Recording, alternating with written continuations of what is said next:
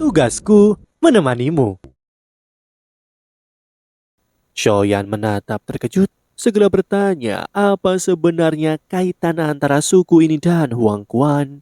Dengan nada tenang, Yao Ming menjelaskan bahwa Huang Quan bukan bagian dari suku Piton Tanah Dalam, namun memiliki hubungan erat. Dan meski Huang Quan telah lama tiada, suku ini masih menyimpan warisan berharganya, sebuah tablet batu kuno yang berisi seluruh pengetahuan Huang Quan lengkap dengan esensi darah kuno yang diwariskan turun-temurun. Kata-kata itu membuat mata Shoyan berbinar. Keterkejutan berubah menjadi rasa ingin tahu yang mendalam. Ia buru-buru menanyakan alasan mengapa tablet batu seberharga itu belum pernah diambil atau diekstrak isinya hingga kini. Yao Ming menerangkan tablet batu peninggalan Huang Quan adalah pusaka tertinggi suku Piton Tanah Dalam Sembilan Tenang. Di atas permukaannya terukir 3 teknik dao langka. 2 di antaranya, jari musim semi kuning dan telapak tangan musim semi kuning, merupakan teknik tingkat rendah dan menengah kelas Tian. Yang boleh mempelajarinya hanya kepala suku maupun para sesepuh. Sedangkan teknik ketiga, kemarahan ilahi musim semi kuning, adalah keterampilan sonik tingkat tinggi yang legendaris. Dulu, pada masa kejayaan Huang Quan, teknik itu mampu menewaskan lebih dari 10 ahli papan atas, namun kini tak satu pun anggota suku yang sanggup menguasainya. Karena metode lengkapnya terkunci rapat di dalam tablet batu, tak ada yang berani menghancurkannya untuk mengambil rahasia itu, sebab di dalamnya juga tersimpan esensi darah yang tak ternilai. Mendengar semua ini, Shoyan terdiam sejenak dan heran mengapa mau memberikan rahasia sebesar ini kepadanya. Sedikit senyum muncul di bibir Yao Ming. Rahasia ini bukan sesuatu yang bisa digunakan sembarang orang, tetapi dalam hal ini Shoyan berbeda. Untuk menembus inti tablet batu diperlukan kekuatan spiritual yang luar biasa. Di dalamnya bersemayam sisa jiwa dari Demon Sen Huang Quan yang kekuatannya mengguncang dunia. Sementara itu, kekuatan spiritual Yao Ming sendiri hanya setara dengan seorang alkemis tingkat 7, jauh dari cukup untuk menaklukkannya. Yao Ming jujur dengan keadaannya.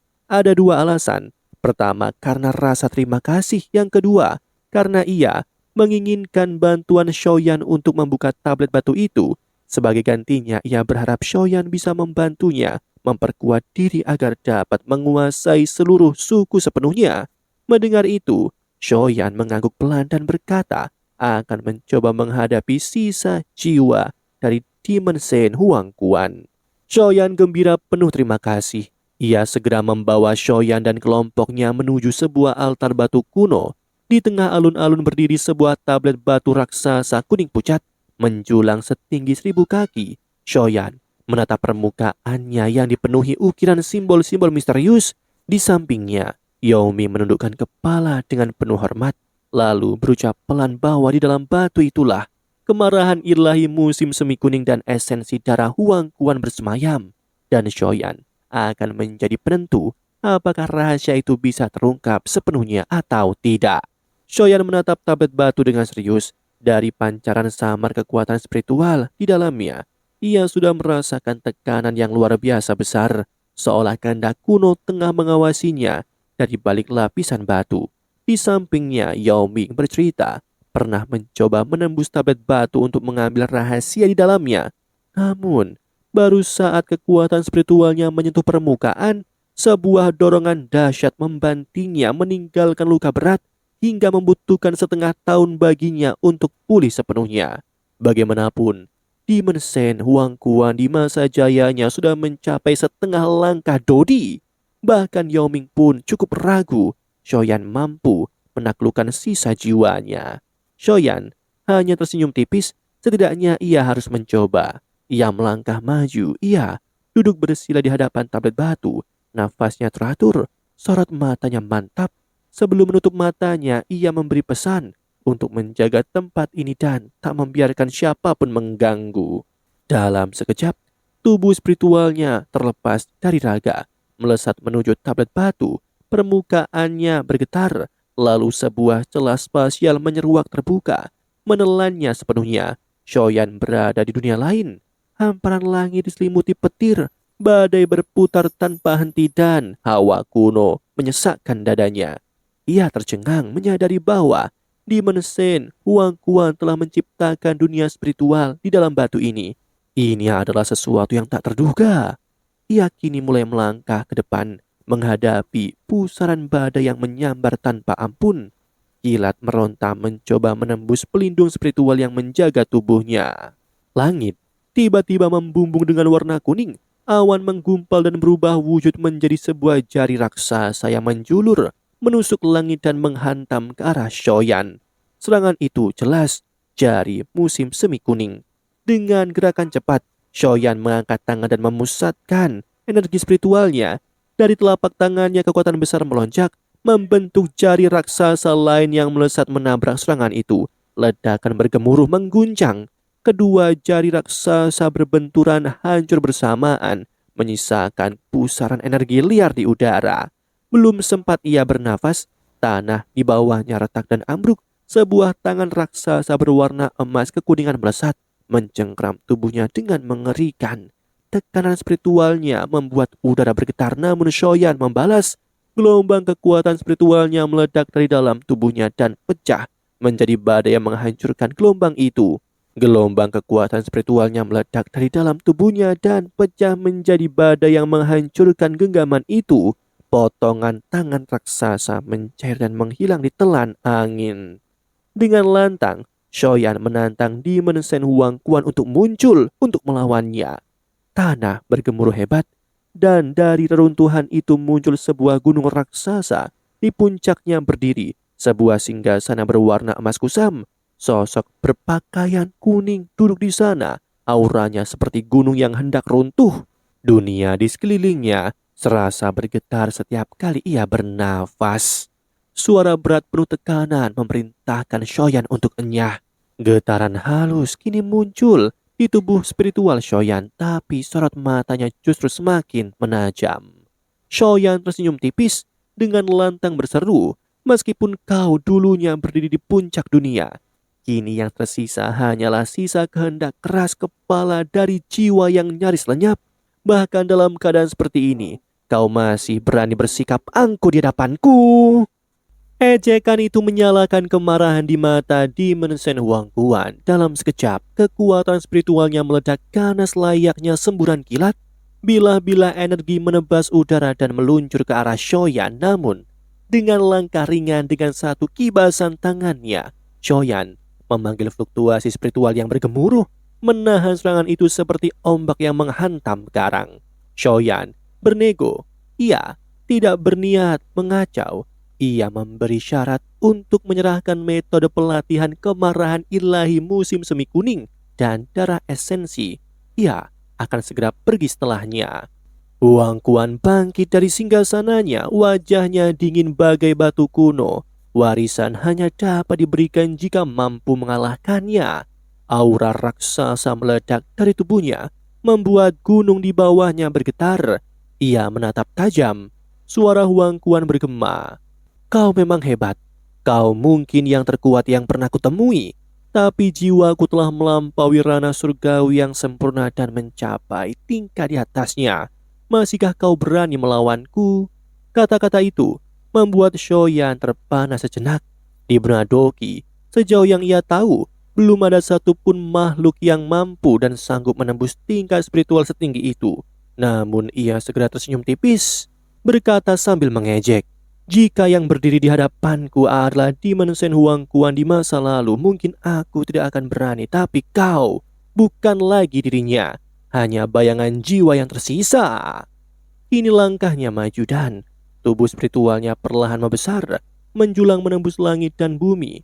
Dari atas ia menatap Huang Quan dengan sorot tajam, lalu melepaskan satu pukulan yang mengguncang dunia. Raungan Huang Quan memecah udara. Ia menekan kedua tangannya ke bumi dan tanah seketika pecah terbuka.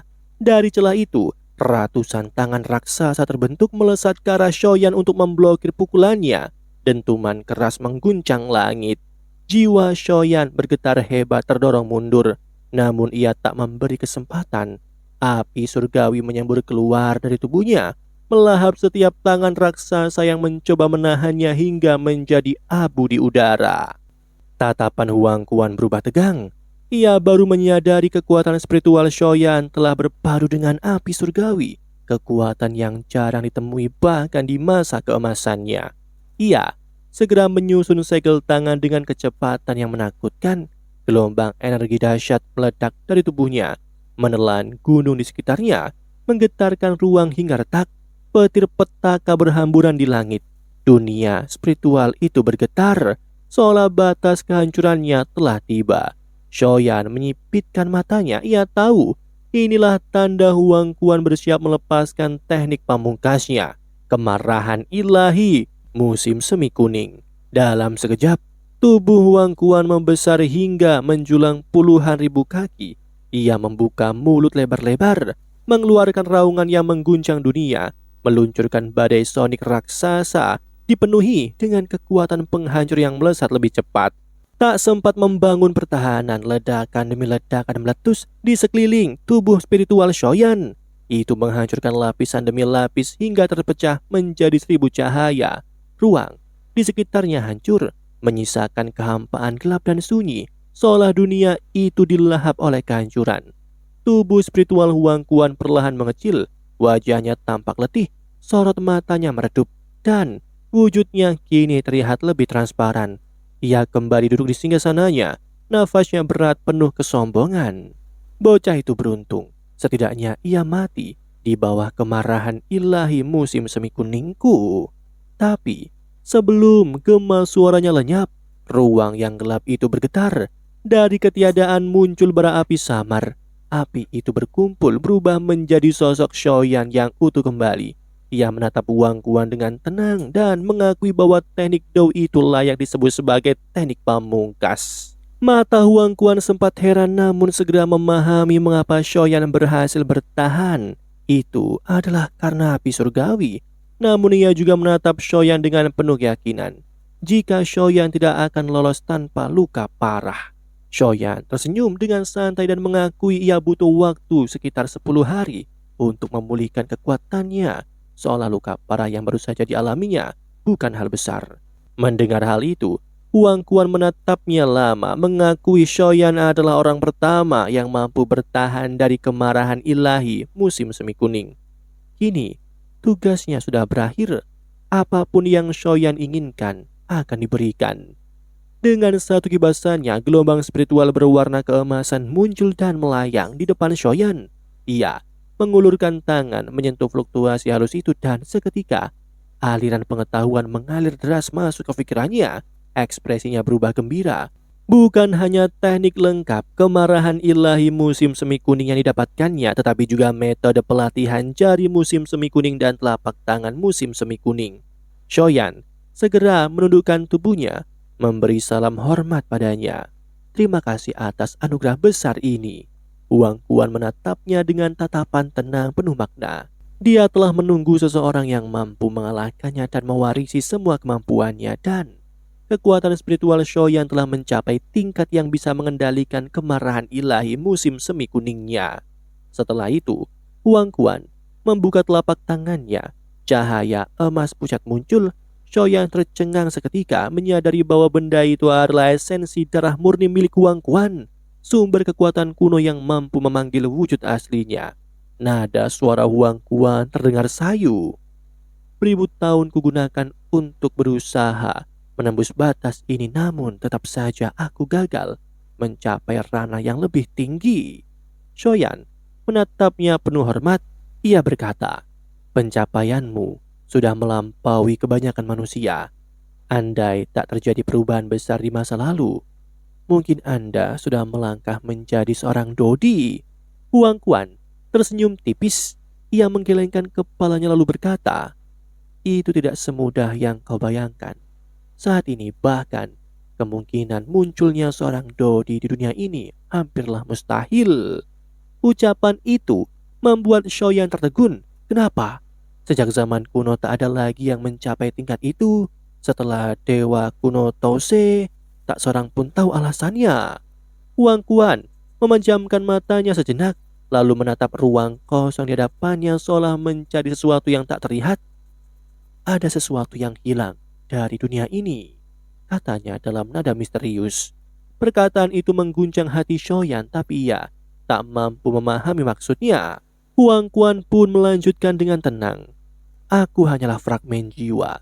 Banyak hal telah hilang dari ingatanku, jadi aku tak bisa berkata lebih.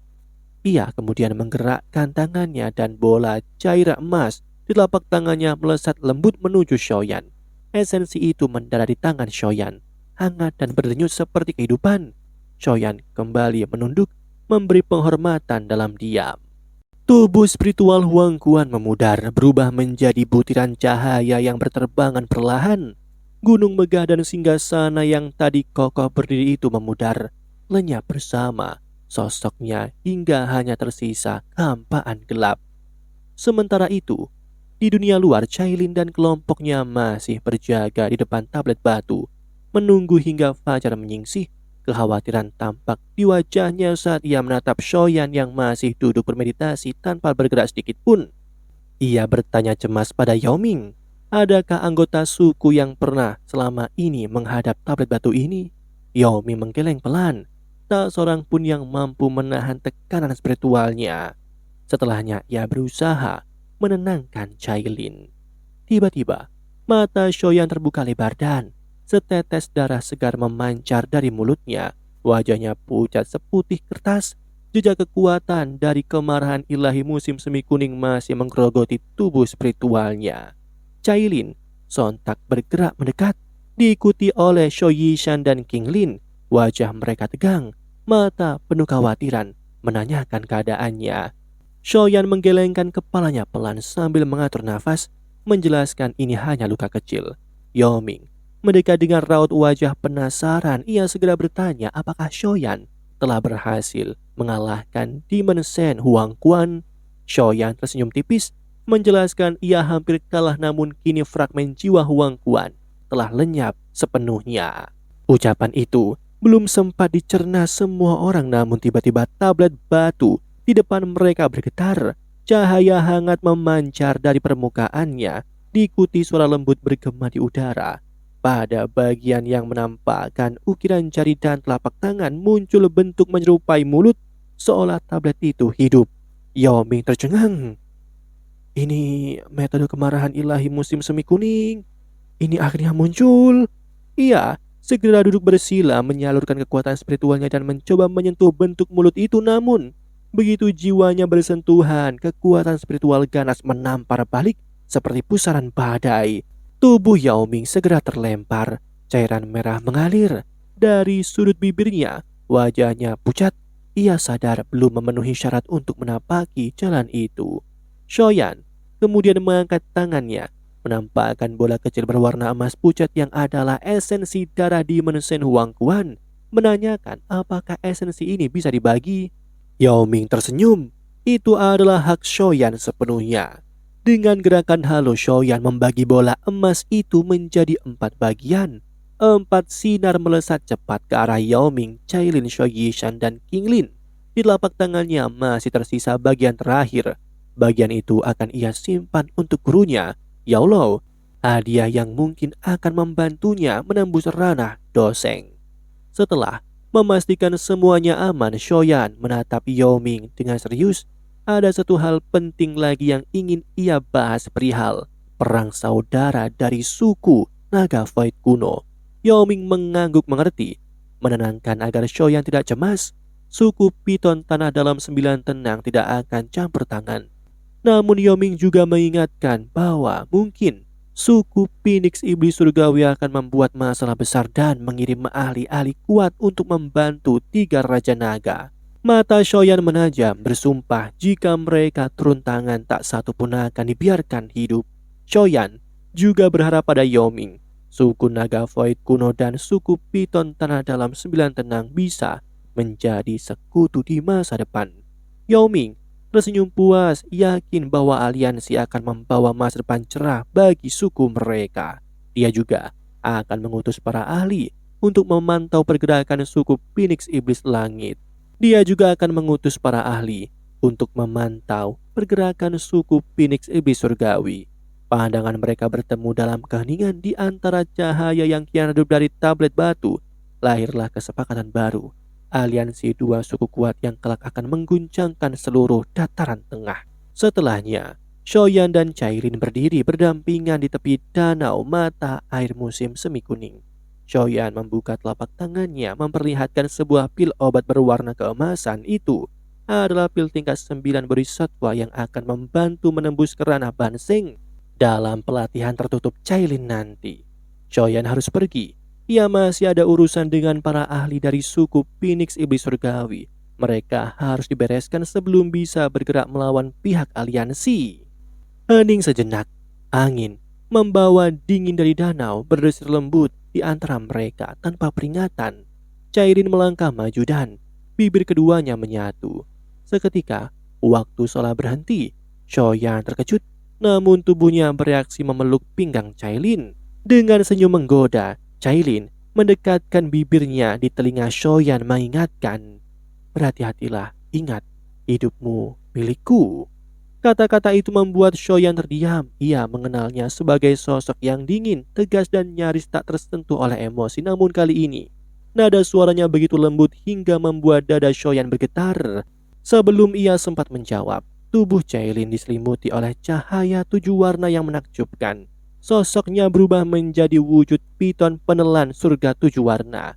Meluncur menyelam perlahan ke dalam danau yang berkilau keemasan, menembus riak air tanpa suara.